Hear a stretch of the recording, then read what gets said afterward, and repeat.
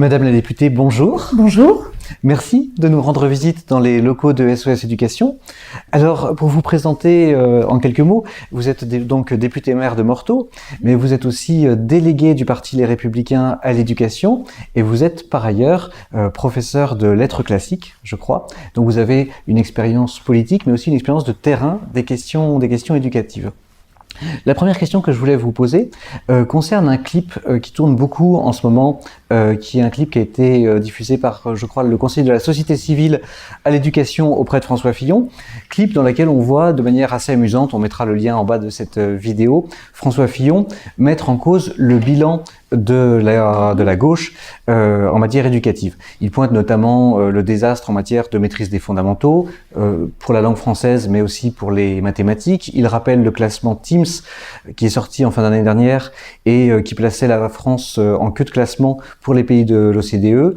Il pointait le fait que les programmes d'histoire étaient violemment idéologisés et ne permettaient plus aux élèves d'apprendre l'amour de la France. Mais la question qu'on se pose quand on voit ce genre d'argumentaire auquel on ne peut que souscrire, c'est sur la responsabilité partagée de l'ensemble de la classe politique, puisque François Fillon a été lui-même ministre de l'Éducation et le déclin de notre système éducatif ne date pas malheureusement de ce quinquennat. Alors, en quoi François Fillon est-il légitime pour dénoncer les travers de la gauche et donner un véritable espoir de redressement de notre système éducatif ? Alors je crois qu'il est légitime précisément parce que ce système dont on voit aujourd'hui qu'il est à bout de souffle, il le connaît bien.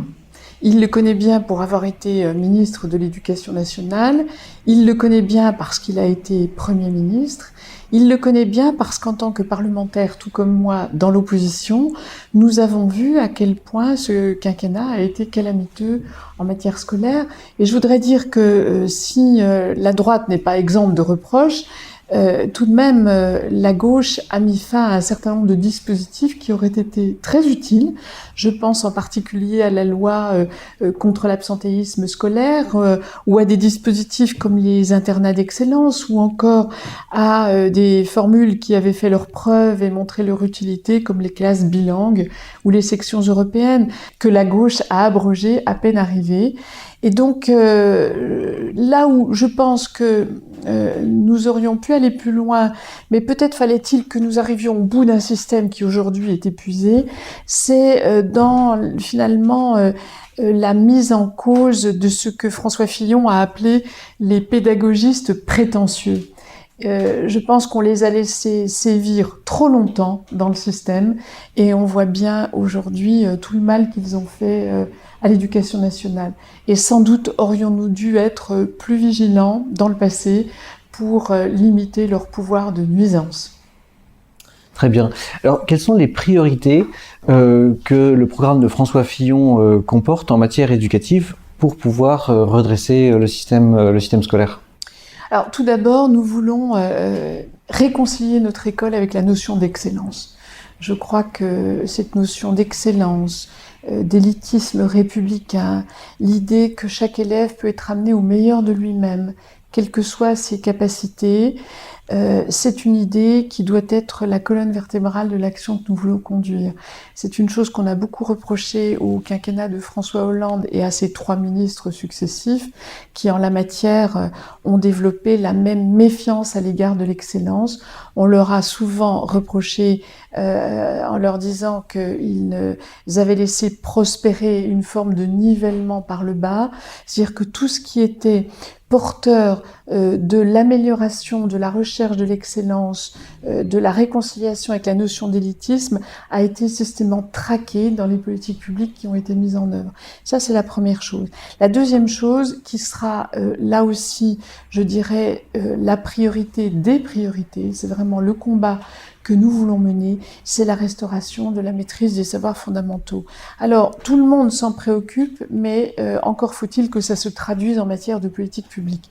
Il faut réconcilier les Français avec leur langue, avec la langue française. La maîtrise de la langue française est vraiment le combat majeur que nous devons conduire, tout simplement parce que un élève qui ne maîtrise pas sa langue n'a aucune chance de pouvoir réussir à l'école, il est voué au décrochage scolaire et à la marginalisation scolaire puis sociale. Donc restaurer la maîtrise des savoirs fondamentaux dans lesquels nous incluons l'histoire et la géographie est véritablement une priorité, à la fois pour l'élève, mais aussi pour le professeur. Il faut que la formation initiale et continue des enseignants soit axée prioritairement sur la certification de cet enseignement des savoirs fondamentaux. Ça, c'est un point extrêmement important. Nous voulons aussi revoir l'organisation de la gouvernance de l'école, faire de l'établissement la cellule de base de l'éducation, avec un chef d'établissement à qui l'on puisse confirmer sa pleine responsabilité dans la conduite d'un projet, dans la conduite d'une équipe éducative vers la réussite des élèves. Donc c'est la question de l'autonomie qui peut aller en effet jusqu'à le recrutement, dans certains cas, en tout cas progressivement, par le chef d'établissement de ces équipes pédagogiques. Quand il y a des besoins particuliers, il faut pouvoir donner cette marge de manœuvre. L'autonomie ne peut aller sans la responsabilité et sans l'évaluation. C'est un des points importants, l'évaluation à tous les niveaux, des élèves et des enseignants, des établissements scolaires et du système. La gauche déteste l'évaluation et finalement, pour évaluer notre système, nous devons nous en remettre à des évaluations internationales qui du reste sont mauvaises et humiliantes. Donc la question de l'évaluation est la condition de la perfectibilité du système. Il faut également réaffirmer pour l'élève le sens de l'effort et de l'autorité. Les établissements scolaires doivent redevenir des lieux où les règles sont réaffirmées clairement et où l'on ne craint pas de les faire appliquer. C'est un élément de réassurance des parents. On doit redonner confiance aux parents dans l'école, qu'elle soit publique ou qu'elle soit privée, et protéger leur liberté de choix. Ça nous paraît quelque chose de tout à fait important. Enfin, il faut renforcer la formation, la rémunération et la présence des enseignants dans les établissements. Merci Madame la députée pour ce panorama quasiment exhaustif du programme éducatif de François Fillon.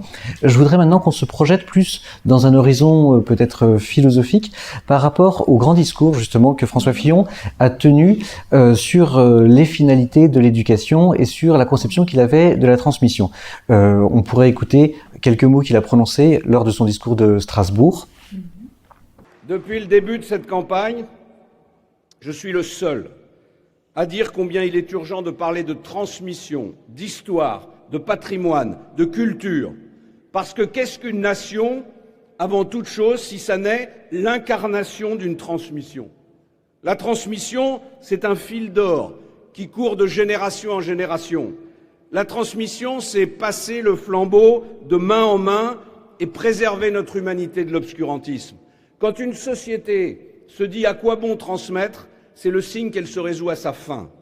C'est le signe qu'elle s'enferme dans un égoïsme de court terme qui sacrifie l'avenir des générations futures. Comment réchauffer l'âme française? Comment la partager et comment la faire aimer? C'est une des questions centrales de cette élection présidentielle. Et moi, j'y réponds en proposant de refonder notre République à partir de l'école, à partir de la famille et à partir de la culture.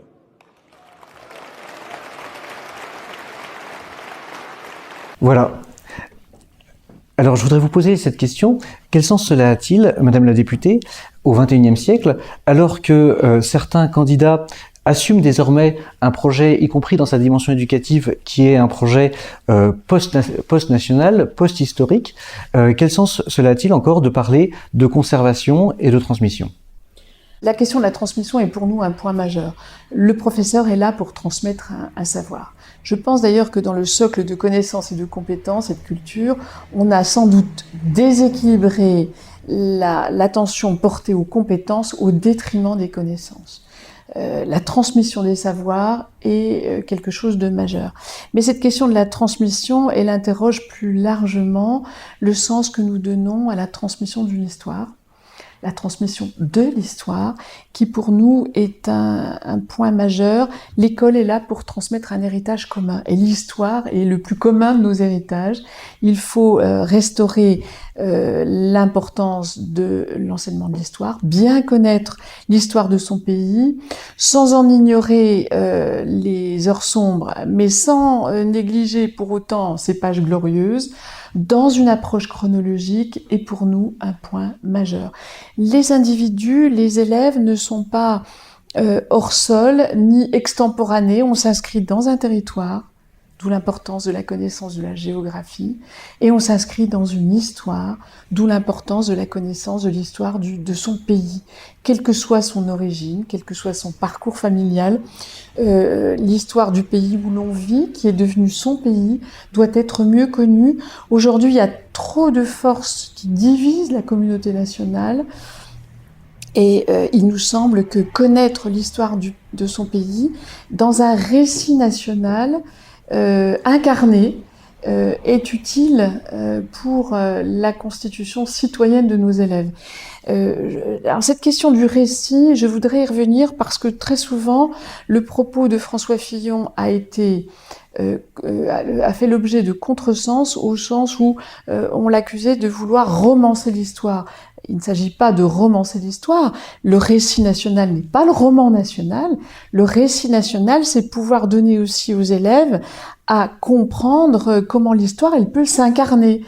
Et c'est une interrogation d'ailleurs qui est celle de nombreux professeurs d'histoire. Autrefois, on avait tendance à surincarner l'histoire, et le mouvement de balancier a conduit à le sous-incarner, c'est-à-dire qu'il y aurait une histoire des mentalités indépendamment de ceux qui ont pu l'incarner. Donc il faut aussi donner aux élèves des repères chronologiques, mais des repères en termes de connaissance du récit national, qui parfois, c'est vrai, s'est incarné dans des personnalités hors normes. Prenons l'exemple de la Seconde Guerre mondiale, on ne saurait la comprendre, on ne saurait comprendre les mouvements d'organisation de la résistance sans parler de De Gaulle. C'est un exemple parmi d'autres. Voilà. Donc la question de l'enseignement de l'histoire, elle doit être majeure. Nous devons désidéologiser l'histoire. On a bien vu qu'au Conseil supérieur des programmes, c'est ce qui a motivé du reste ma démission de ce conseil, la tendance à l'idéologisation de l'histoire devait être combattue. Il ne faut pas non plus la romancer. Il y a l'enseignement de l'histoire procède d'une science, d'une science humaine qui a ses règles et qui ne doit pas être considérée comme une appropriation idéologique ni par les uns ni par les autres. Mais il est bien important, bien essentiel de comprendre à quel point l'histoire peut forger le citoyen. Je vous remercie. Alors, il y a un autre point dans le programme de François Fillon qui nous intéresse beaucoup, c'est cette idée d'école autonome. Je crois que c'est un point qu'il a développé dans son discours de Besançon, où vous étiez présente, vous étiez venue en voisine et en tant que déléguée à l'éducation. On va repasser le passage de ce discours. Dans les zones de revitalisation rurale, dans les zones urbaines sensibles, l'État soutiendra la création d'établissements publics ou privés indépendants et innovants. J'ai visité il y a quelques mois une école d'Espérance banlieue à Asnières, dans la banlieue parisienne, et j'ai constaté l'aide apportée aux familles les plus en difficulté par des établissements fondés sur la liberté, la discipline et l'attention extrême portée aux élèves. Ces écoles permettent de scolariser des enfants qui étaient harcelés, des enfants ayant un trouble de l'attention, des enfants issus de l'immigration et qui croient au mérite, des enfants en total échec scolaire dans le système traditionnel. Ces écoles ne sont pas aidées. Eh bien, l'État ne devra plus s'opposer à cette nouvelle offre éducative issue de la société civile. Il devra au contraire leur faciliter la tâche et les aider à se mettre en place. Voilà, alors par rapport à cette intention de créer un nouveau statut d'école indépendante, que répondez-vous à ceux qui vous accusent de remettre en cause le caractère national de l'éducation, voire même de vouloir libéraliser le système éducatif?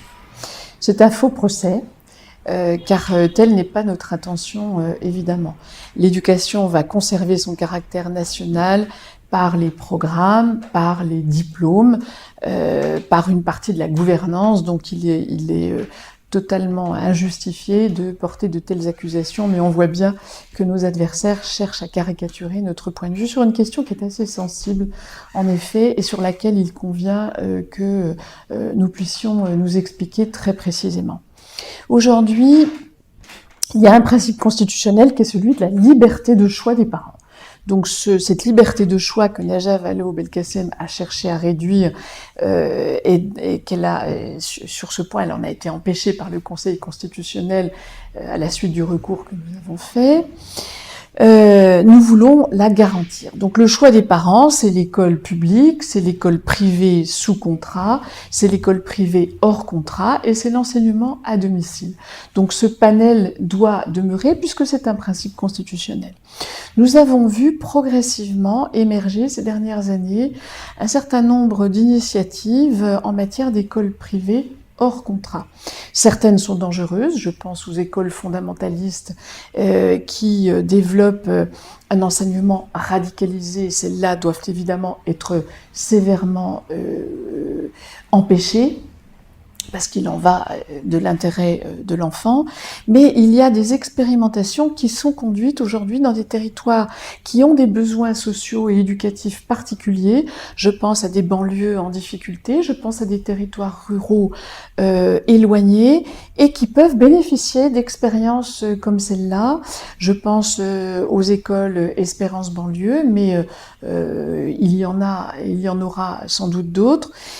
Alors, cela doit pouvoir être encouragé et accompagné sous conditions. Ces conditions, quelles sont-elles? Il faut tout d'abord respecter les valeurs de la République. Ça, c'est un principe qui est fondamental. Il doit être soigneusement observé et évalué. Ensuite, ces expérimentations ne seront accompagnées que si elles sont soigneusement évaluées au bout de quelque temps.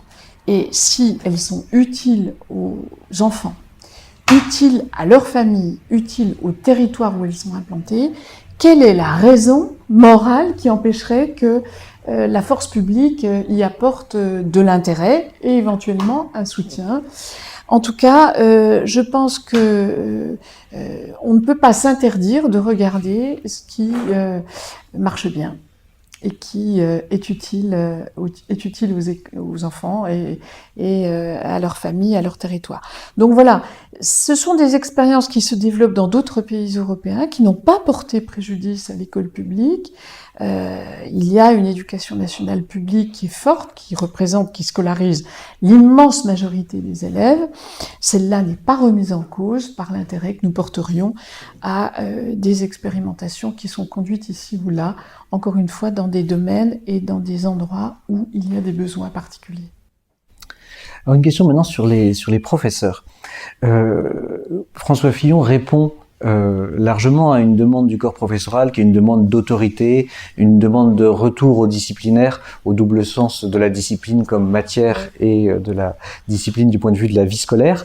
Pour autant, beaucoup de professeurs ont la perception d'un candidat qui est parfois enfermé dans une logique un petit peu technocratique. Ça s'est vu notamment lorsque le sénateur Longuet a sorti un rapport en fin d'année dernière où il pilotait véritablement la question des volumes horaires sans s'occuper du tout des personnes qu'il y avait derrière.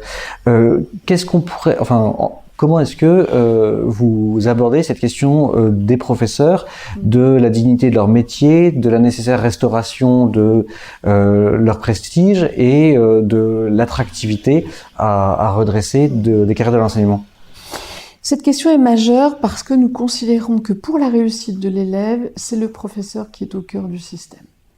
Ce qui se joue entre un enfant et son maître, entre un élève et son professeur, entre un étudiant et son professeur d'université, c'est quelque chose de majeur. Et quiconque a enseigné le sait bien. Donc le nier revient à nier l'évidence.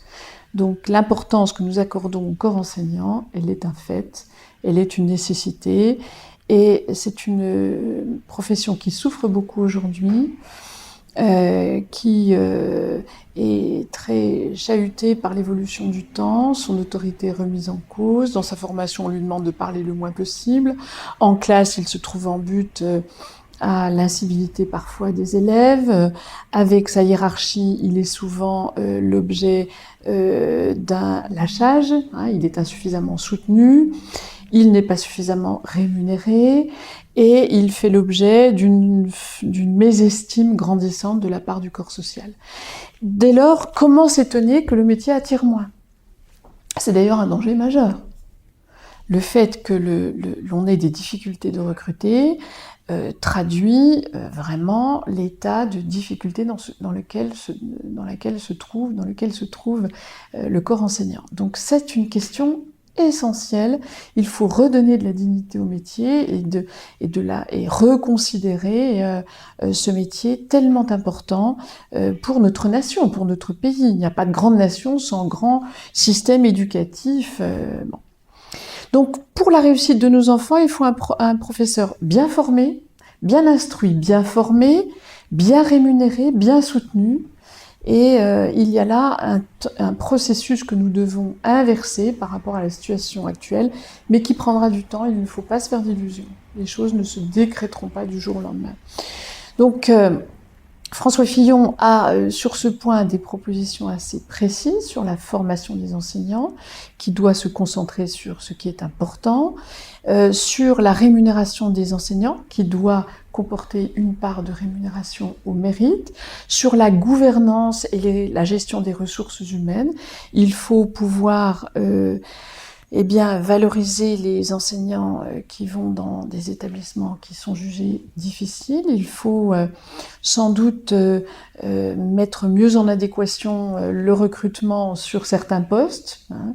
Et c'est la raison pour laquelle le chef d'établissement doit pouvoir dire, voilà, moi, pour la réussite de mon établissement, voilà le type de profil dont j'ai besoin. C'est pas une personne, mais c'est un type de profil.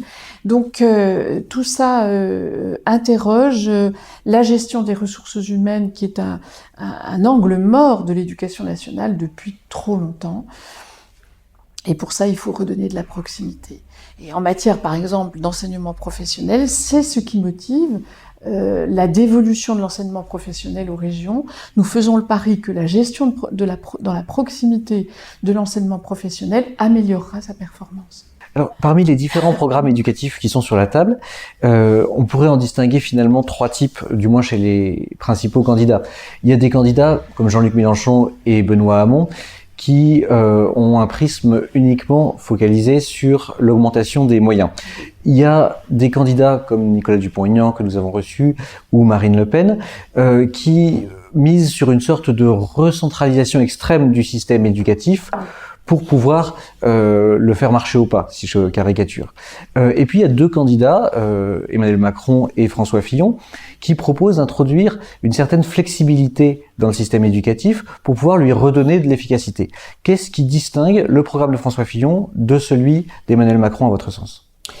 Alors, le programme d'Emmanuel Macron, j'en ai pris une connaissance assez précise. Je trouve que c'est un entre-deux. Finalement, il ne fait pas bouger les lignes de façon significative, alors que, comme cela a été dit dans notre entretien, le système souffre, l'école souffre, elle doute d'elle-même, la nation doute d'elle, donc il y a des mesures, je dirais, plus courageuses à mettre en œuvre. Ce n'est pas un programme courageux. On propose un petit peu de création de postes, un petit peu de baisse des effectifs, un petit peu d'augmentation de budget, mais au fond, des mesures qui existent déjà, comme l'interdiction du téléphone portable, c'est une anecdote, mais il n'y a rien qui fasse bouger significativement le système. Donc je pense que c'est un programme qui souffre d'une certaine pâleur, d'une certaine fadeur.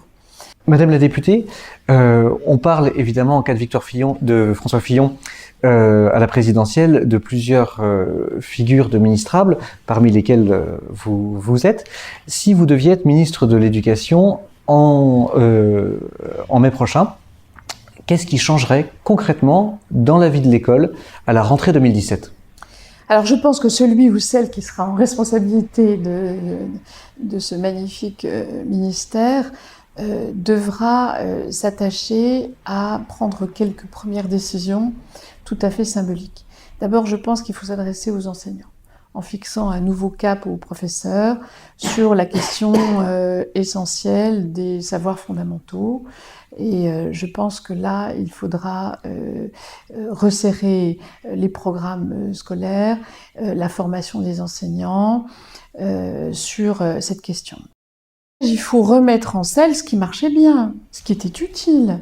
Les classes bilingues, les sections européennes, les langues anciennes, qui étaient la première option choisie par les établissements de REP, qui est un outil puissant de mixité sociale, d'attractivité des établissements scolaires. On veut réduire les méfaits de l'absence de mixité sociale. Bien sûr, on en est d'accord, mais il faut le faire par le haut. Il faut le faire par l'attractivité des établissements scolaires donnée par des disciplines ou des options intéressantes. Enfin, il y a 2 sujets prioritaires qui inquiètent les parents, qui est la question du remplacement des professeurs absents. Et là, je pense que les dispositions qui seront prises sur le jour de carence devraient diminuer l'absence, les difficultés de remplacement des enseignants. Il y aura moins d'absence, donc moins besoin de remplacement. Et puis, il faut vraiment s'atteler à cette question, parce que quand un enfant ou un élève est privé de professeur plusieurs semaines, en particulier les années d'examen, c'est un drame pour les familles, c'est un drame pour les élèves également. Et puis le deuxième sujet qui inquiète beaucoup les parents, c'est la question de la violence.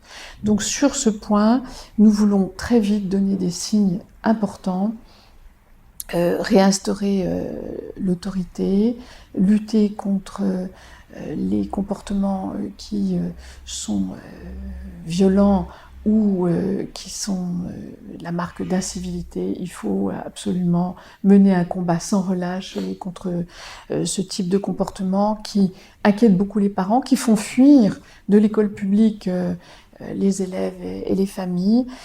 Et c'est le sens de l'instauration d'une tenue commune, partagée par établissement, ce que certains ont résumé sous le mot uniforme. Mais l'uniforme, on voit la blouse grise de nos grands-parents ou de nos arrière-grands-parents ou de nos parents, selon son âge, où l'on voit aussi le costume des petits écoliers anglais.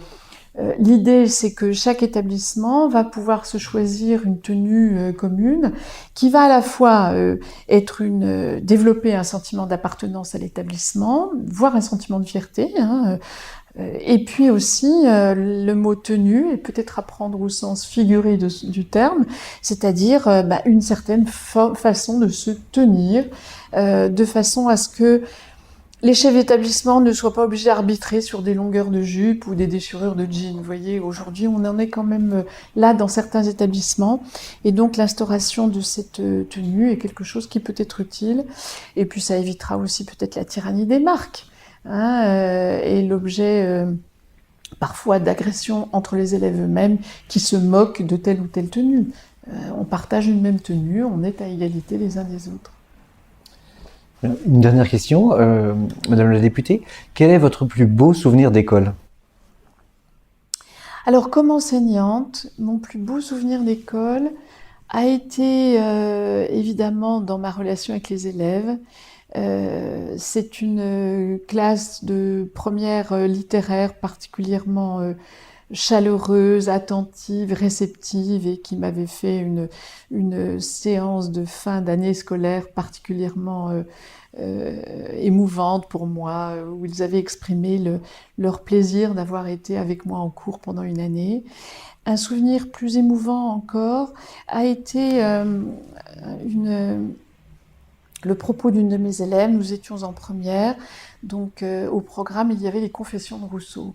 Et cette œuvre difficile me faisait un peu peur pour les élèves qui étaient en difficulté. L'une de mes élèves, qui avait des difficultés en français, était venue me voir un jour à la fin de mon cours en me disant « Vous savez, madame, j'aime beaucoup Rousseau. J'aime beaucoup Rousseau parce que il me ressemble. » C'est-à-dire qu'elle avait perçu dans les Confessions de Rousseau un écho à ses propres interrogations, ses propres difficultés, ses propres tourments. Et j'avais trouvé que c'était une magnifique définition de ce que doit être la transmission en matière de littérature. Voilà, donc ça c'était un souvenir très émouvant pour moi comme enseignante. Et puis comme élève, si j'ai tant de si j'ai choisi d'étudier les lettres, c'est parce que j'y avais un goût particulier, parce que j'ai eu de bons professeurs de lettres. Et si j'ai tant aimé les langues anciennes, c'est parce que j'ai eu au collège un professeur de langues anciennes, un professeur de latin que j'admirais beaucoup et qui m'a donné le goût de l'étude du latin. Et je pense qu'il y avait là pour moi la première pierre de ce qui est devenu une certitude, à savoir que quand on enseigne, c'est vraiment un métier tout à fait particulier et dans lequel on ne peut pas évacuer la part de relation personnelle qu'il y a avec l'élève dans la matière que l'on enseigne, et vouloir l'évacuer, vouloir considérer que les professeurs sont interchangeables, que s'ils s'effacent de cette relation maître-élève, ça n'a pas d'importance, c'est un contresens majeur, je dirais même plus, c'est une faute. Merci, Madame la députée.